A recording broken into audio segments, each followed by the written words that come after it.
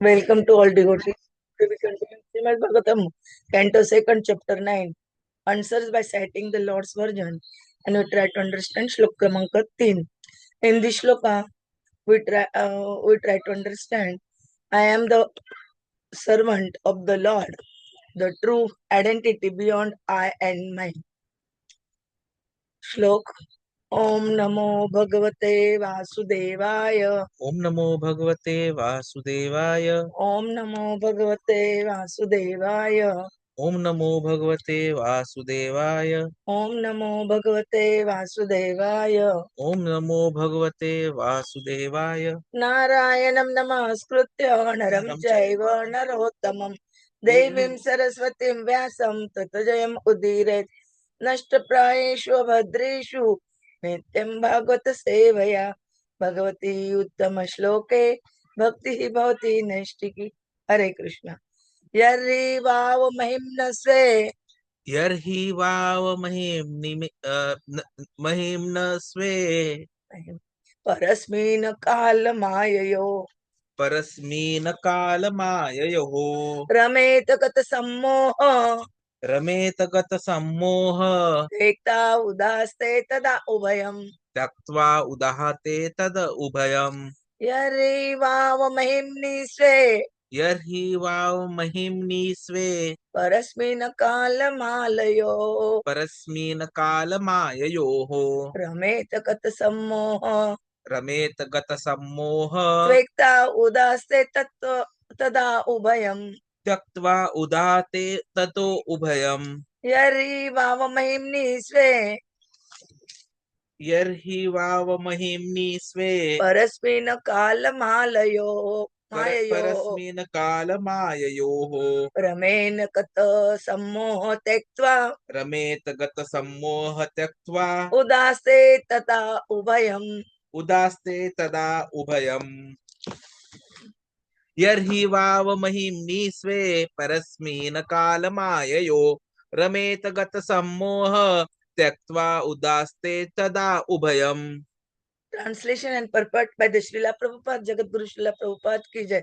As soon as the living entity becomes situated in its constitutional glory and begins to enjoy the transcendental beyond time and material energy, he at once gives up the two misconceptions of life, I and mine, and thus becomes fully manifested as the pure self. Purport by the Srila Prabhupada. The two misconceptions of life, namely I and mine, are verily manifested into classes of men. In the lower state, the conception of mine is very prominent, and in the higher state, the misconception of I is prominent. In the animal state of the life, misconception of mine is perceivable even in the category of cats and dogs, who fight with one another with the same misconception of mind. In the lower stage of human life, the same misconception is also prominent in the shape of it is my body, it is my house, it is my family, it is my caste, it is my nation, it is my country, and so on. And in the higher stage of speculative knowledge, the same misconception of mine is transformed into I am, or it is all I am, etc. There are many classes of men comprehending the same misconception of I and mine in different colors, but the real significance of I can be realized only when one is situated in the consciousness of I am the eternal servitor of the Lord. This is pure consciousness, and the whole Vedic literature teach us this conception of life. The misconception of I am the Lord and or I am the Supreme is more dangerous than the misconception of mind. Although there are sometimes directions in the Vedic literatures to think oneself one with the Lord, that does not mean that one becomes identical with the Lord in every respect. Undoubtedly, there is oneness of the living entity with the Lord in many respects, but ultimately the living entity is subordinate to the Lord and is constitutionally made for satisfying the senses of the Lord. The Lord therefore asks the conditioned soul to surrender unto him. Had the living entities not been subordinate to the supreme will, why would the living entity be asked to surrender? Had the living being been equal in all respects, then why was he put under the influence of Maya? We have already discussed many times that the material energy is controlled by the Lord. The Bhagavad Gita 9.10 confirms this controlling power of the Lord or the material nature. Can a living entity who claims to be as good as the Supreme Being control the material nature? The foolish, I would reply that he will do so in the future, even accepting that in the future one will be as good a controller of material nature as the Supreme Being. Then why is one now under the control of material nature? The Bhagavad Gita says that one can be freed from the control of material nature by surrendering unto the Supreme Lord. But if there is no surrender, then the living entity will never be able to control the material nature. So one must also give up the this misconception of I by practicing the way of devotional service or humbly being situated in the transcendental loving service of the Lord. A poor man without any employment or occupation may undergo so many troubles in life, but if by chance the same man gets a good service under the government, he at once becomes happy. There is no profit in denying the supremacy of the Lord, who is the controller of all energies. But one should be constitutionally situated in one's own glory, namely to be situated in the pure consciousness of being the eternal servitor of the Lord in his conditional life. The living entity is servant of the illusory Maya, and in his liberated state, he is the pure, unqualified servant of the Lord.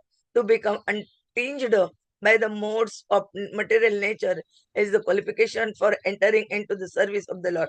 As long as one is a servant of mental concoctions, one cannot be completely free from the disease of I and mind. The supreme truth is uncontaminated by the illusory energy because it is the controller of that energy. The relative truth are apt to be engrossed in illusory energy. The best purpose is served. However, when one is directly facing the supreme truth, as when one faces the sun overhead in the sky is full of light.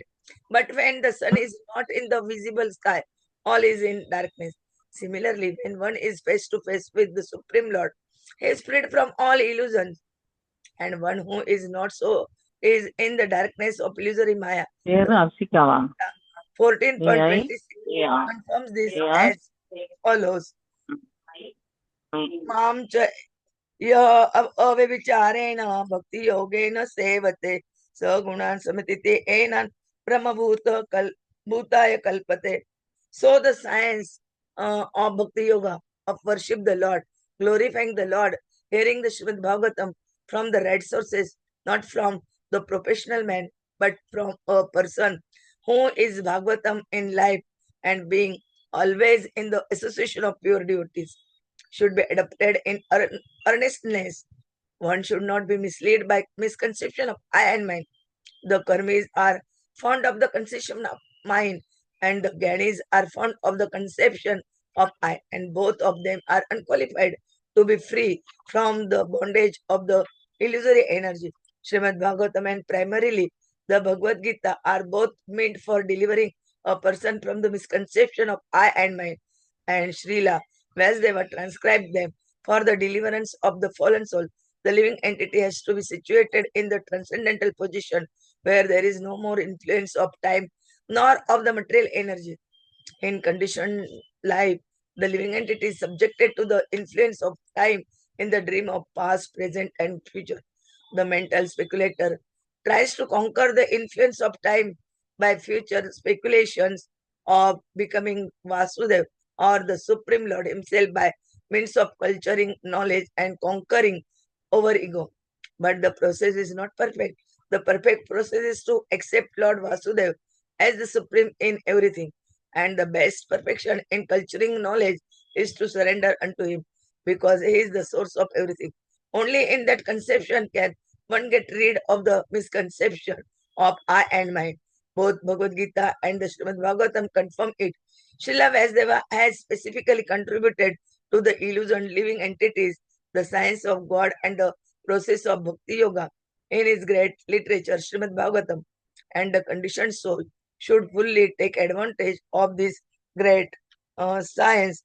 Om Jnanatimirandasya Jnananjana Shalakaya Chakshurmilitam Ena Tasmai Sri Gurave Namah Sri Chaitanya Manabhishtam Sthapitamena Bhutale Swayam Rupa Kadamaya Dadati Swapadantikam Vandeham Sri Guru Sri Tapadakamalam Sri Gurun Vaishnavancha Sri Rupam Sagrajatam Sagana Raghunathanvitam Tam Sajivam Sadvaitam Savadutam Parijana Saitam Krishna Chaitanya Deva Sri Radha Krishna Pada Sagana Lalita Sri Vishakhanvitancha Namo Om Vishnu Padaya Krishna Preshraya Bhutale Srimate Bhakti Vedanta Swaminiti Namine Namaste Saraswate Deve Gauravani Pracharine निर्विशेष शून्यवादी पाश्चात्य देश तारिणे वांछा कल्पतरुभ्यश्च कृपा सिन्धुभ्येव च पतितानां पावनेभ्यो वैष्णवेभ्यो नमो नमः। जय श्री कृष्ण चैतन्य प्रभु नित्यानंद श्री अद्वैत गदाधर श्रीवासादि गौर भक्त वृंद। हरे कृष्ण कृष्ण कृष्ण हरे हरे, हरे राम राम राम राम हरे हरे। हरे कृष्ण कृष्ण कृष्ण हरे हरे, हरे राम राम राम हरे हरे। हरे कृष्ण कृष्ण कृष्ण हरे हरे, हरे Ram Ram Ram Hare Hare. Thank you very much, Mataji. So here we see that Shukdev Goswami ji is responding to the queries raised by Parikshit Maharaj. And we complete the first section of this ninth chapter, where we now have the definite cause of soul accepting body. And today we understand how, if we have to get out of the affliction of Maya, due to which we feel connection with body, due to which we suffer from aham mam iti conceptions, then there is a solution to become free from those misconceptions, and that is when in touch with bhakti. And that is why Shukdev Goswami ji is very clearly saying it here and directly. As soon as the living entity becomes situated in constitutional glory and begins to enjoy the transcendence beyond time and material energy, he at once gives up the two conceptions of life, I and mine, and thus become fully manifested as the pure self. So look at what Shukdev Goswami ji is saying here. And to make that point picture perfect for us, Prabhupada ji gives such a detailed description. Now, who does not want glory? Mahimni. Everyone wants to be glorified. So here it is said that any point of time, here he, that is any point of time. What is important is that we dedicate ourselves in the Supreme, Parasmina. And then we can get freed from the misconception, Gata Sammoha. And for that, what we need to do is Tyaktva Udahate Tada Ubhayam. Tyaktva, give up. Udhate, in fullness. Ubhayam. Ubhayam, what we understood in the previous shloka as Aham Mam Iti. The misconception of I and I. Now, when can we enjoy the association of Kṛṣṇa? Because this is the solution which is being recommended here. That when we get situated in the constitutional glory. So, Mahimni. That time, and that could be any time. And the moment we are in that situation, we start enjoying Rameti. So we need this slok is a continuation to the discussion which happened in the previous shloka. It's confirmed by these Sanskrit words. That is why Prabhupada ji gives such a detailed explanation. He starts off with reiterating the two fundamental misconceptions, the two deep-rooted misconceptions of conditioned life, I and mine. So this is I is ahaṅkāra, ego, and mine, mamatā, ownership. And we saw yesterday how I is always followed by J, jealousy. So these two delusions, they are expressed in two types of people. In the lower stage, the concept of mind is dominant. And in the higher stage of false spiritual realization, the concept of I becomes dominant. Among animals, materialistic humans, mind manifests as my body, my house, my family, my nation. And among impersonal philosophers, I manifests as I am God, I am everything, I am the supreme.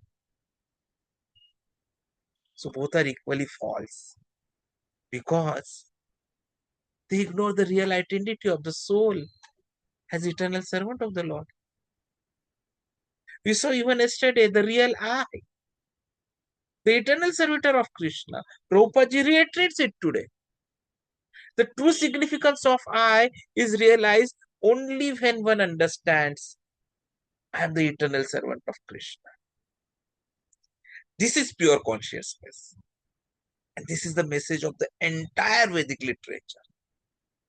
So the misconception I am the Lord is more dangerous than this is mine because it is the height of false ego. The Vedas sometimes, Prabhupada ji writes in the purport, describe the oneness of the soul with God, but this refers to qualitative oneness, not quantitative. Kṛṣṇa is Vibhu. We are Anu. We are one with God, just like a fire spark is one with the fire. Same quality, but different quantity. So the living entity is always subordinate to the Lord and meant for satisfying his senses, not one's own. And that is why surrender is logical, surrender is natural. The Lord asks, surrender unto me. Sarvadharman parityajya mamekam sharanam vraja. So if the soul were equal to God, why would surrender be necessary? Why would he be under the control of Maya?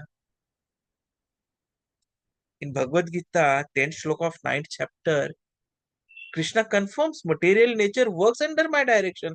Maya adhyakshena prakritihi suyate sa characharam hetuanena kaunteya jagat viparivartate. So can anyone claiming to be God control this nature? If not, how can he claim equality? So freedom from illusion comes only by surrender. There is no other way.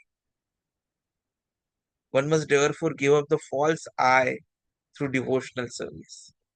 Just as a poor man becomes joyful when he gets a secure post under a powerful master. A couple of days ago, there were discussions going on. So one of the persons was telling that he is the happiest person right now.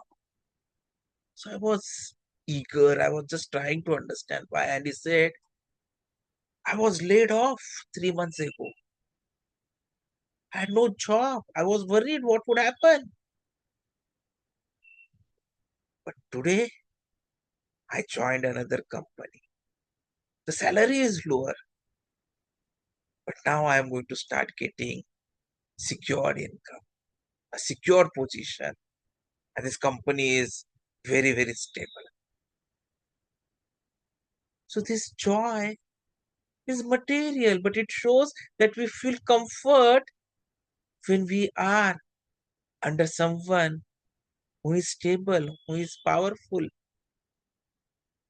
and who can be more powerful, more stable than Lord Krishna himself, the Anadir Adir Govinda. And that is why, if you have to give up the false ego, the false I, then it can only be through bhakti, the devotional service. This opens us to the fact of our constitutional glory, the constitutional glory of the living entity. Denying the supremacy of God yields no benefit. The real glory lies in our constitutional position as an unalloyed servant of Kṛṣṇa. In this conditioned life, we are only serving illusory energy. The moment we will be liberated, we'll serve Kṛṣṇa, the Supreme Lord. So freedom from the modes of nature is the qualification for entering Krishna's service.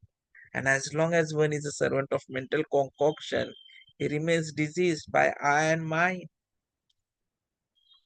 We need to be ready for facing the supreme truth. The Lord is uncontaminated by illusion because he is the controller of that energy. And the soul, relatively truth, yes, but becomes deluded when away from supreme.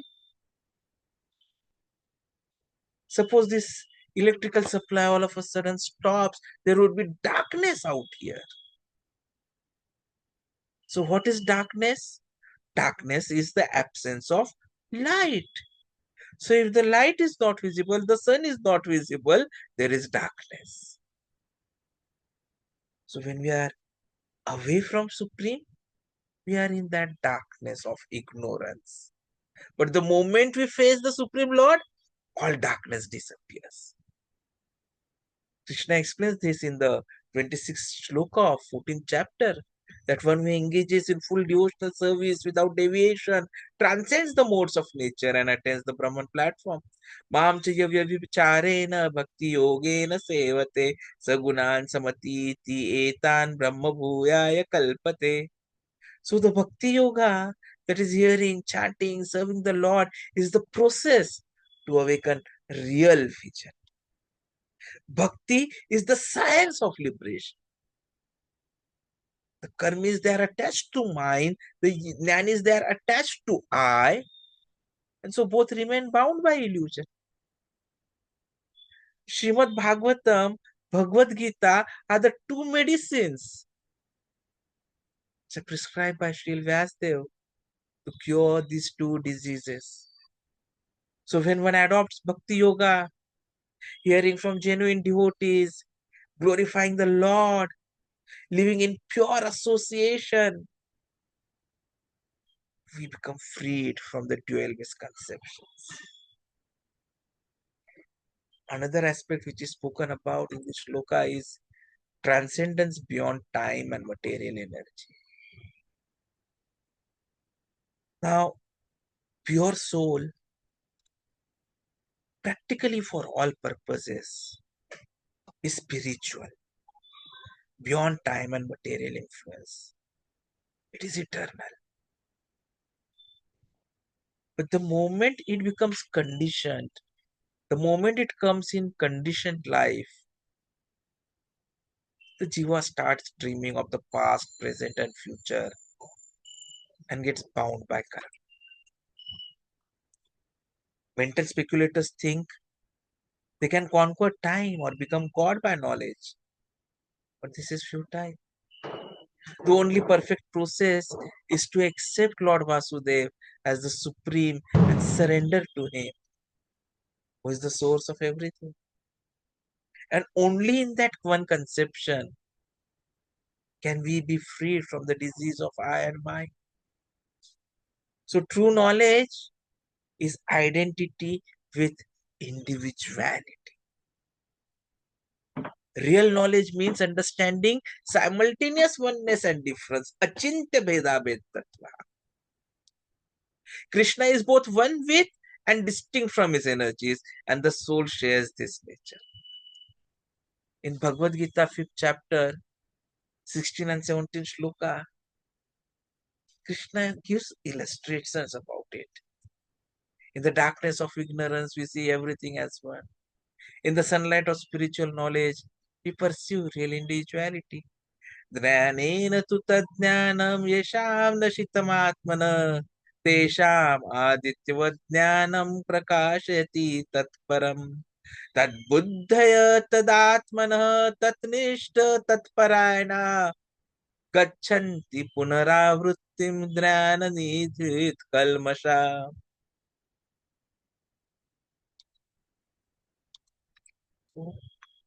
Individuality in unity is perfection, not the false idea of merging or equality with God. So, understanding the difference between Lord and Jiva is necessary. Both the Lord and the living entities are conscious, but the consciousness is different. The Lord is conscious of all bodies because it is available as Paramatma everywhere. The Jiva is conscious only of his own body. So both are Prakriti, energies of the Lord, but the Jiva is superior energy because he has awareness. Still, the Jiva can never become supremely conscious like the Lord. Paramatma, residing in everyone's heart, directs all actions according to soul's desires. And the Jiva acts, reaps karma, transmigrates to bodies bound by his own desires. So this shloka becomes important from that angle. This one verse answers the entire mystery of bondage and liberation. It explains lust, anger, greed, illusion, envy, madness. It covers karma, time, the three modes of nature. It reveals why we fail and why we remain trapped in repeated birth and death. Srila Prabhupada says even one single verse of Bhagavatam, when understood and applied fully, can deliver one back to Godhead. And that perfection of life is pure devotion. The final verse of Shikshashtakam, Ashlishyava Padratam Pinashtumam, represents the perfection of surrender. When the Lord embraces or neglects, the devotees remain fixed in service. That is a real constitutional position. To be Krishna's servant, eternally, beyond the modes, beyond time, beyond illusion. So the key takeaway, the disease of I and mind can only end when the soul realizes I am not the Lord, I am his eternal servant. By surrendering to Vasudev, hearing from pure devotees, engaging in Bhakti Yoga, one rises above Maya and experiences the true self, eternal, blissful, and full of knowledge. Sat Chit Ananda. Hare